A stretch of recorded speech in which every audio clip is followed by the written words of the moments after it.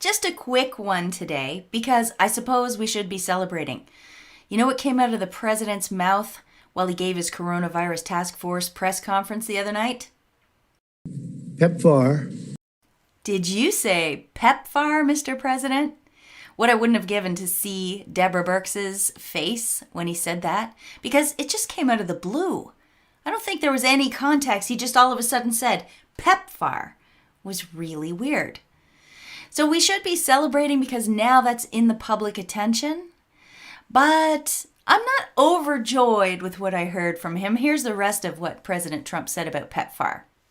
PEPFAR, we're spending the United States, with that help to the best of my knowledge, mostly in Africa, $6 billion a year. And that's on AIDS. What we've done for AIDS in Africa is unbelievable. We spend $6 billion a year. That's been going on for a long time. Nobody knows that. You've never heard that. I've never heard that. $6 billion a year. Millions of people are living right now and living very comfortably because of the fact that we have found the answer to that horrible, horrible plague. That was a plague. But we spend $6 billion a year. And from what I hear, it's very well spent, done by professionals, including this great professional right here. That was the thing that you worked hardest on and something that was very close to her heart. So it's, it's something that I think people should start hearing. Money spent well, handled by professionals? Maybe he doesn't mean that.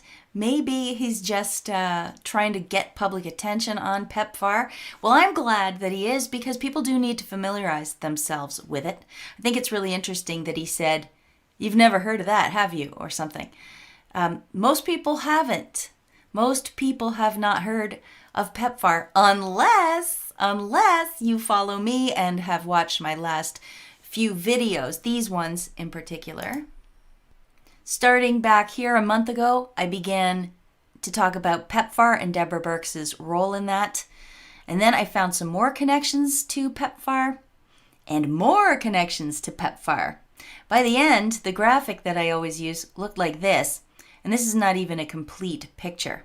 So this whole PEPFAR story, it's a volcano. It's sitting there right under the surface and it's going to come out. And I highly recommend you watch my videos so that you can see the twists and turns, just the overview of the twists and turns of this particular agency. I am not happy that President Trump appears to think the money was well spent, appears to think they somehow solved AIDS. That's crazy. But we'll see. We'll see where it goes. We'll see why he said that, and we'll see what the attention that that statement brings. We'll see where that takes the world. Will people bring pressure to investigate this agency? Will people find out some of the things I found out in my research? I don't know. Maybe. One thing I haven't covered because I discovered this after my last video on PEPFAR is this. PEPFAR circumcision scandal explained by Brendan Marotta. Brendan Marotta made a documentary called American Circumcision, and in that documentary, he was led to PEPFAR because they do tons, like tens of millions of circumcisions in Africa under the auspices of fighting HIV/AIDS. And it's a pretty shocking story. So I'll leave a link to this YouTube video in the description box for you. It's really horrible. This organization is very bad. So it is a tangled web. Right. So I recommend this. I recommend these if you haven't seen them. And I recommend Corey's Digs to get you up to date on PEPFAR. That's not the only thing. But Bush. Sorry, I apologize. That's not the only thing Trump talked about at his presser the other day. There's a little bit more, and this is a little bit more hopeful. Listen to this part. In a much greater way, we're doing some research on certain people that take a lot of credit for what they do. And NIH is giving away a lot of money. We give away for years, for many years, they give away a lot of money. And some people complain and some people don't. Some people are extremely happy. So we're looking into that also. They're giving away approximately, as I understand it, recently more than $32 billion a year. $32 billion. And so we've been looking at that for a while, and we're going to be having some statements to be made about that. $32 billion a year. It's a lot of money, and we want to make sure it's being spent wisely, and we've been doing that, by the way, and we'll have some statements on that. And those are much bigger numbers than what we're talking about with national. If you look at, with our friends from wherever they come from, 500 million is a lot of money, but it's not a lot compared to the kind of money that we give out. I think over the years, it's been averaging about $32 billion. $32 billion. So we've had our eye on that one for a while. We also talked about the lab in China, where I guess 3.7 million was given some time ago. And we're looking at that very closely. Chief of Staff has that pretty much under control. But it's money that, too bad it got spent there. But that was spent, what year was that, Mark? It was 4 or 5 years ago. Over the last 6 years. 6 years ago, approximately. So we're looking at that. And that's the lab that people are talking about. All right, so it looks like they are indeed investigating the money that the National Institute of Health has overseen for how many years? $32 billion a year it gives out, as he mentioned. I mean, think of what that money could do in America if they used it differently, especially when you consider the last thing Trump said there. He beat around the bush a little bit, but what he was talking about, the certain lab in the certain country that NIH gave money to, is this one. It was the Wuhan lab, the Wuhan Institute of Virology. Shocking. U.S. government gave $3.7 million grant to Wuhan lab accused of being the source of coronavirus outbreak. U.S. Congressman Matt Gaetz said, "I'm disgusted to learn that for years the U.S. government has been funding dangerous and cruel animal experiments at the Wuhan Institute, which may have contributed to the global spread of coronavirus, and research at other labs in China that have virtually no oversight from U.S. authorities." Boom!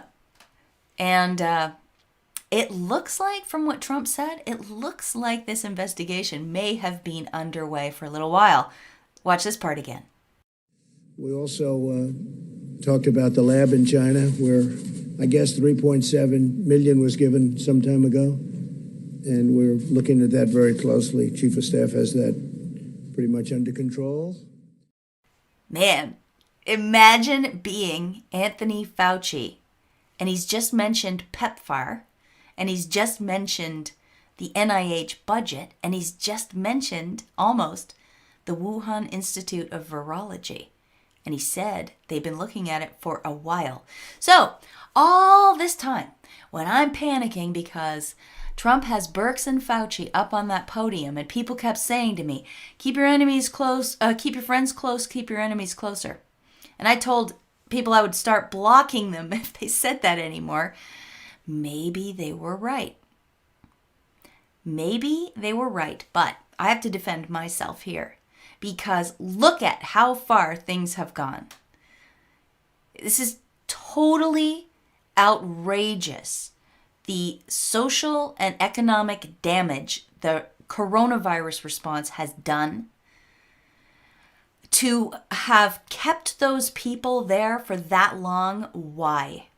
I can only think that he did not, in fact, have this information the whole time that those two have been at the head of the coronavirus task force. I really hope not.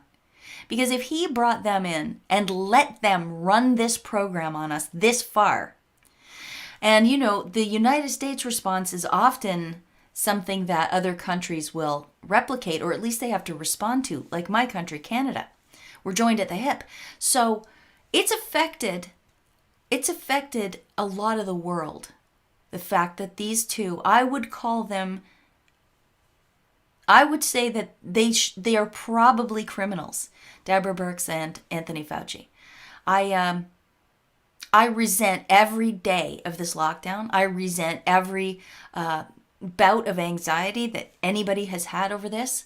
I resent the fake news running amok.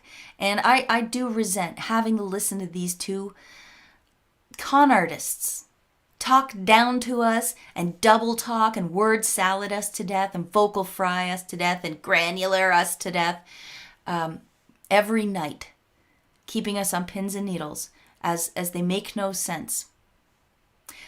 But I'm not going to dwell on that. I am going to hope that this is a good sign that President Trump has just blurted out of nowhere, PEPFAR.